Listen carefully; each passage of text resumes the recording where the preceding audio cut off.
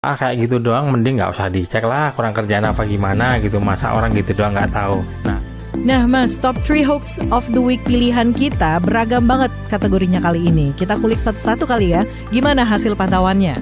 Ya Ika, hasil pantauannya yuk kita kulik satu-satu, tapi kita yang dikuliknya itu peringkat ke-3 dan peringkat ke-1 dulu ya, karena yang peringkat kedua akan kita bahas di sorotan bagian belakangan. Kita lanjut ke peringkat 3 dulu. Nah, tadi saya ada janji untuk ngobrolin soal kategori satir, sarkas, parodi itu yang sampai sekarang masih ada orang yang merasa bahwa kayak gitu doang mending nggak usah dicek lah, kurang kerjaan apa gimana gitu, masa orang gitu doang nggak tahu. Nah, itu jadi perdebatan abadi ya. Nah, bukan bermaksud bikin kontroversi atau ngajak ke debat rame-rame ribut-ribut, tapi sebetulnya tidak semua hal yang kita tahu atau tidak tahu itu berarti pengetahuan tahu dan tidak tahunya orang lain itu sama gitu, karena pengalaman hidup orang berbeda-beda, beda generasi. Dan kalau soal beda generasi ini ada sebuah ungkapan yang disebutkan oleh anak-anak hari gini, adik-adik, keponakan atau bahkan anak kita, yang menyebutnya itu jangan sampai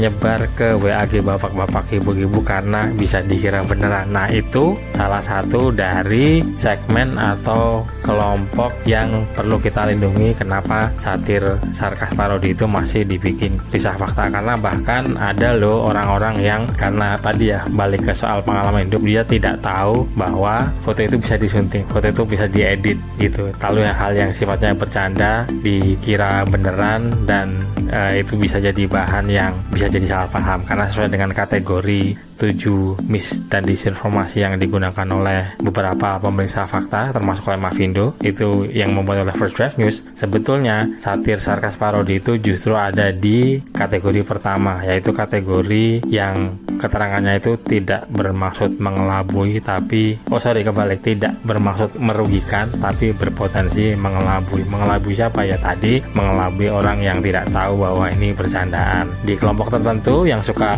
nyatir, nyarkas, bercanda, itu ini sesuatu yang sangat mudah untuk orang-orang tahu bahwa ini bercandaan. Tapi di luar kelompok circle atau lingkaran orang-orang yang bercanda tadi masih ada orang-orang yang nggak paham, yang di zaman deepfake, zaman video dan suara bisa di-cloning, video bisa diedit, tinggal kita pakai prompt atau ketik gitu. Itu cukup canggih. Masih ada orang-orang yang tidak tahu bahwa ya foto tuh dari dulu memang terkenalnya sebetulnya Photoshop gitu ya, diedit, disunting pakai Photoshop gitu. Nah, ini tadi saya juga udah nyebut tentang sindiran soal editor handal, walaupun sekilas ya nggak sekilas juga sih kalau diperhatikan ya, agak-agak mendetil gitu ya. Harusnya yang di ujung kemasannya itu ada garis-garis, itu kelihatan ditimpa, jadi makin kelihatan bahwa ini suntingan. Tapi intinya tadi bahwa kalaupun kita paham ini satir, sarkas, bercandaan, belum tentu selain kita orang-orang yang ya sebutlah ada generasi ini ya, kalau di digital tuh Aika ada yang namanya digital migrant, ada yang namanya digital native. Digital migrant itu orang-orang yang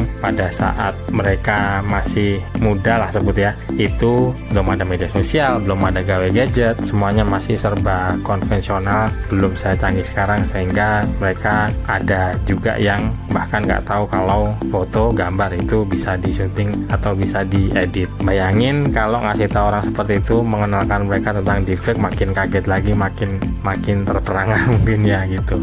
Jaga emosi, tahan jari, verifikasi sebelum dibagi.